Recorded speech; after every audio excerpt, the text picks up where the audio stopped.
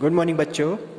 कल हमने चैप्टर 1 वास्तविक संख्याएं इस चैप्टर्स को हमने कल पढ़ा था और मैंने आपको बताया था इसमें वास्तविक या रियल नंबर्स को हम क्या कहते हैं। ये सब कुछ मैंने आपको परिमेय नंबर्स, देन परिमेय नंबर्स वे होते हैं जो p अपॉन q के रूप में होते हैं एंड p q r कोई इंटीजर्स नंबर्स होते हैं, then q not is equal to 0 होता है। और मैंने इसमें अपरिमेय नंबर्स बताए थे कि वे नंबर जो रूट की फॉर्म्स में होते हैं, अंडर रूट में होते हैं, उन्हें हम अपरिमेय नंबर्स कहते हैं। एंड मैंने इसमें आपको कल HCF ये आपको फाइंड करना सिखाया था यूक्लिड थ्योरम से। यूक्लिड थ्योरम से मैंने पहले बताया था आपको, मैं आज आपको इसमें यूक्लिड का एक बार और कंप्लीट करा देता हूँ। ठीक है बच्चों, चलिए चलते हैं। क्वेश्चन था 65 एंड 117 का HCF फाइंड कीजिए। तो मैंने आपको बताया था इसे कैसे फाइंड करते हैं यूक्लिड थ्योरम से कि 65 से हम 117 को डिवाइड करते हैं। क्या बताया था मैंने? 65 पंजा 65 और इसको हमने सब्ट्रैक्ट किया था तो 52, देन 52 से इसको 65 को फिर से हमने डिवाइड किया था। तो यूक्लिड थ्योरम क्या कहती है आपकी कि आपकी भाज्य नंबर से 117 ये आपका and 65 multiply of 1 and reminders आपका 52 आपका शेषफल यहाँ पर लिख देते हैं। ये थी आपकी यूक्लिड थ्योरम्स। चलिए नेक्स्ट करते हैं। इसमें 52 से हमने किसको डिवाइड किया था? यहाँ पे 65 को डिवाइड किया था तो 52 1 जा 52 एंड इसको सब्ट्रैक्ट किया तो कितना आया था बच्चों? यहाँ पे 13 आया था आपका। एंड 13 से फिर से हम किसको डिवाइड करेंगे? कब तक डिवाइड करना है? जब तक हमारा रिमाइंडर कितना नहीं आ जाता बच्चों? 0 नहीं आ जाता है। कितना नहीं आ जाता? 0। तो हमने इसे 13 से फिर से डिवाइड किया था एंड 13 4 जा 52 तो हमारा यहाँ पे रिमाइंडर कितना आ गया था? 0 आ गया था। और हमने इसे यूक्लिड फॉर्म में लिखा था कि यहाँ पे 65 आगे and 52 multiply of 1 and reminder plus हो गया था। फिर नेक्स्ट वाले में 52 आपका आगे and 13 plus multiply of 4 and reminder आपका 0। तो आपका जिस पे ये रिमाइंडर 0 आया है दैट इज 65 एंड 117 का HCF जो होगा वो कितना होगा बच्चों? यहाँ पे 13 आपका आंसर था। ये वाली चीज मैंने आपको कल कंप्लीट कराया था और इसका एक क्वेश्चन और मैंने आपको कंप्लीट कराया था। आज मैं इसमें आपको, ये तो था HCF यानी कि महत्तम समापवर्तक में से जिसे कहते हैं, आज मैं आपको क्या कराऊंगा? LCM, वो भी प्रोडक्ट रूल से। किससे कराऊंगा? मल्टीप्लाई रूल से। आज मैं आपको बच्चों क्या कराने जा रहा हूं? LCM फाइंड करवाऊंगा। चलिए क्वेश्चन देते हैं आपका एक 15,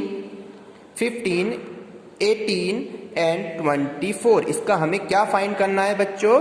लघुत्तम समापवर्तक लय से जिसे बोलते हैं और इसे मल्टीप्लाई मेथड से करेंगे। सबसे पहले क्या करेंगे? इसका इन सब का एलसीएम कैसे निकालते हैं आपको मैंने सिखावाया। देखिए 15 को हम एलसीएम से फैक्टराइज करेंगे, 3 से डिवाइड करेंगे, 3 पंजे 15 एंड 5 1 जा 5। तो इसके फैक्टर्स कितने हो गए? यहाँ पे 3 मल्टीप्लाई ऑफ 5 हो जाते हैं। सेम एज इट इज 18 के फैक्टर्स करते हैं हम यहाँ पर। 18 को फैक्टर्स करेंगे हम यहाँ पे 2 से, सबसे स्मॉल डिजिट से आपको डिवाइड करना है।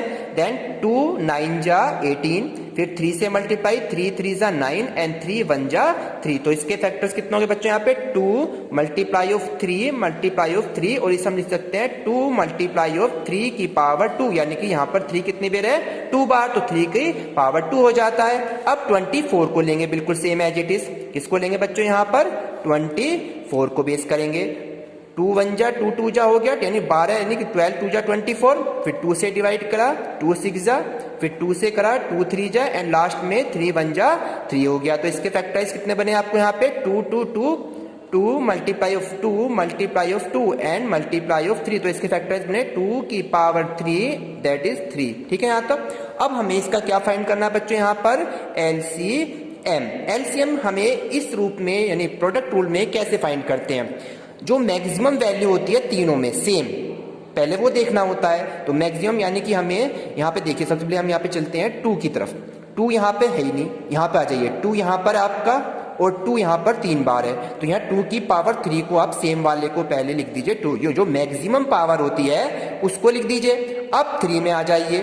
3 में यहाँ पे 3 यहाँ पे 1 बार है, यहाँ 3 2 बार है, यहाँ 3 1 बार है। तो तीनों में मैक्सिमम 3 कितनी बार है? 2 बार। तो 3 की पावर 2 लिख दीजिए। एंड दैट इज लास्ट में जो आपकी वैल्यू लास्ट में रह जाती है, यानी केवल आपका 5 रह जाती है, तो आप 5 को भी यहाँ पर मल्टीप्लाई करके लिख दीजिए। 2 की पावर 3 का मीन्स क्या बताया मैंने आपको, 2 की 3 बार मल्टीप्लाई, यानी कि 2 मल्टीप्लाई 2 मल्टीप्लाई 2, यानी कितना हो गया यहाँ पे 2 2 जा 4 और 4 2 जा 8। ठीक, ऐसी 3 की 3 में मल्टीप्लाई करेंगे तो 3 3 जा 9 एंड मल्टीप्लाई ऑफ 5, सबकी मल्टीप्लिकेशन करेंगे बच्चों तो 8 9 जा 72, that is multiply of 5 and 5 की जब 72 में मल्टीप्लाई करेंगे तो हमारा कितना आएगा बच्चों यहाँ पे 360। ये आपका एलसीएम फाइंड हो जाता है। ये था आपका मल्टीप्लिकेशन मेथड से एलसीएम को फाइंड करना।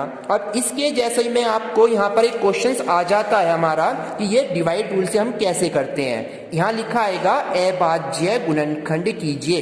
क्या आएगा लिखा हुआ कि नंबर दे दिया कोई हमारे पास 3825 का अभाज्य गुणनखंड के रूप में लिखिए।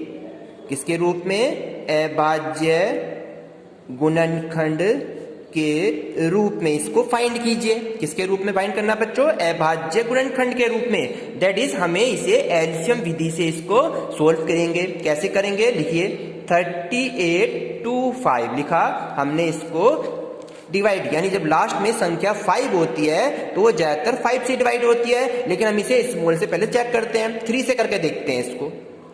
3 1 जा 3, 3 2 जा 6, 2 रह गया 22, ठीक है 22 हो गया।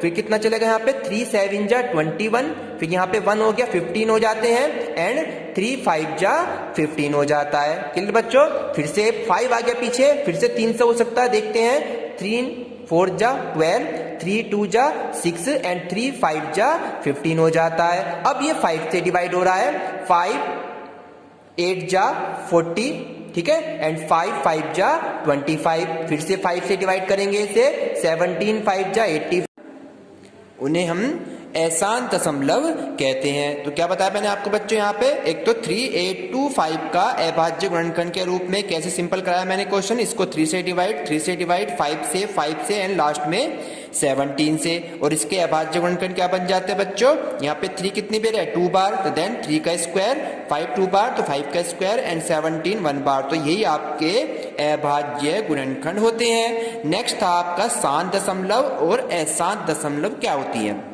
शांत दशमलव जिनका शेषफल 0 आ जाता है, यानी रिमाइंडर 0 हो जाता है, और आपका भागफल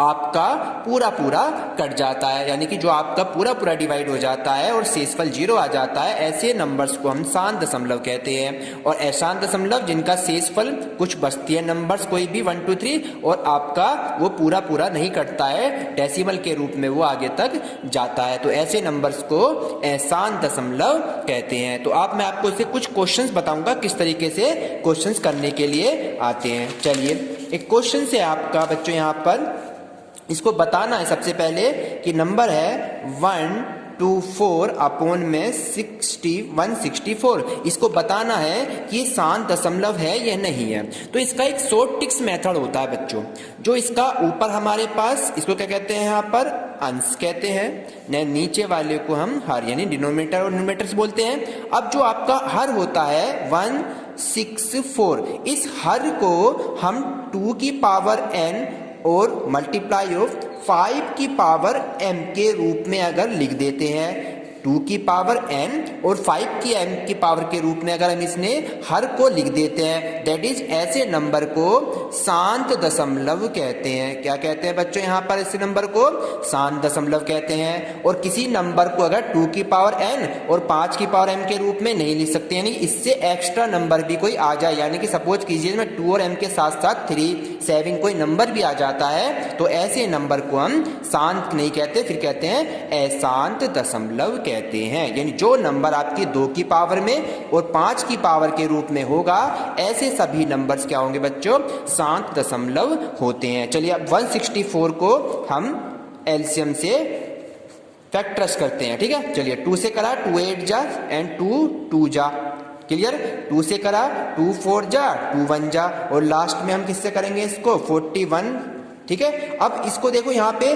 क्या ये नंबर्स 2 की पावर, यहाँ 2 की तो कितनी हो गई, 2 हो गई, एंड यहाँ पे लास्ट में क्या नंबर रह गया, 41। तो क्या ये नंबर इसके जैसा है 2 की पावर और 5 की पावर m का? नहीं है। तो क्योंकि हम इसे 2 की पावर n और 5 की पावर m के रूप का नहीं है, के रूप का नहीं है, तो ये क्या हो गया बच्चों यहाँ पे, ये शांत दशमलव नहीं है, शांत दशमलव नहीं है। क्या नहीं है बच्चों, ये शांत दशमलव नहीं है। क्लियर हो गया बच्चों आपके? अगर ये नंबर 2 की पावर n और 5 की पावर m के रूप का नहीं है तो ये एक शांत दशमलव नहीं है। अब कोई नेक्स्ट क्वेश्चन देखते हैं जो शांत दशमलव हो जाए। सपोज कीजिए 227 एंड 225 को ले लीजिए। अब इसमें भी हर का जो 225 है उसको हम क्या करेंगे, फैक्टर्स करते हैं। 225 को फैक्टराइज कीजिए, तो यहाँ से 5 से डिवाइड हो गया, यहाँ पे 5 4 जा एंड 5 5 जा, फिर लास्ट में 5 से डिवाइड करेंगे इसे बच्चों, यहाँ पे 5 से डिवाइड करेंगे कितने जाएगा, 5 चौक 20 हो गया, 2 5 पंजे 25, फिर 5 से करेगा 5 9 45, फिर 3 से करेंगे 3 तिया 9, फिर 3 एकम 3, ये आपका पूरा पूरा डिवाइड हो गया यहाँ पे। क्लियर हो गया आपको? 227 अपॉन में 625 लिख लेते हैं यहाँ पे। ये भी आपका क्या हो गया, 5 के पावर में तो आ रहा है, 5 की 2 आ गई, एंड यहाँ पर 3 की पावर भी कितनी आ गई, 2 आ गई। तो अब यहाँ पे हम क्या देख रहे हैं कि ये भी 2 की पावर n और 5 की पावर m के रूप का क्या है बच्चों, नहीं है। तो ये भी क्या है आपका, शांत दशमलव नहीं है। क्या है बच्चों, ये भी शांत दशमलव नहीं है। क्लियर हो गया बच्चों आपके? अब मैं एक और एक्स्ट्रा क्वेश्चन लेके चलते हैं। चलिए नेक्स्ट क्वेश्चन आपका आता है 227 और अपॉन में 625 ले लेते हैं। ठीक है, अब 625 की मल्टीप्लाई को रूप से एलसीएम लेते हैं। चलिए करते हैं इसको, 5 से डिवाइड होगा ये, 5 एकम 5 दूनी 5 पंजे 25, फिर 5 से डिवाइड करा 5 दूनी 5 पंजे, फिर लास्ट में 5 5 जा और लास्ट में 5 1 जा 5। तो यहाँ देखिए, यहाँ पे 5 की पावर कितनी बन गई बच्चों, यहाँ पर 4 बन गई। कितनी बच गई यहाँ पे, 5 की पावर 4 बन गई चाहिए। अब लेकिन यहाँ 2 नहीं है। अगर मैं यहाँ पे 2 की पावर 0 लिख देता हूँ, हम जानते हैं किसी की भी पावर अगर 0 हो तो उसकी वैल्यू 1 होती है, और मैं यहाँ पर 2 की पावर 0 है और यहाँ 2 की पावर 0 की जगह 1 गुना 5/4, तो यानी 5/4 ही तो आएगा। 5 की पावर वही भी तो रहेगा, यहाँ पे 4 ही रहेगा। अब इस पर कोई फर्क तो पड़ा नहीं, इसलिए हम इसे 2 की पावर और 5 की पावर के रूप में लिख सकते हैं। 2 की पावर n और 5 की पावर m के रूप का ये रूप का है। अतः ये क्या है बच्चों यहाँ पर, अतः यह शांत दशमलव है। क्लियर बच्चों आपके, शांत दशमलव बन गई है। ये आपका आंसर। इसी टाइप के आप क्वेश्चन अपनी नोटबुक्स में से करेंगे और आगे के पार्ट में आपको कल कराता हूँ। Thank you.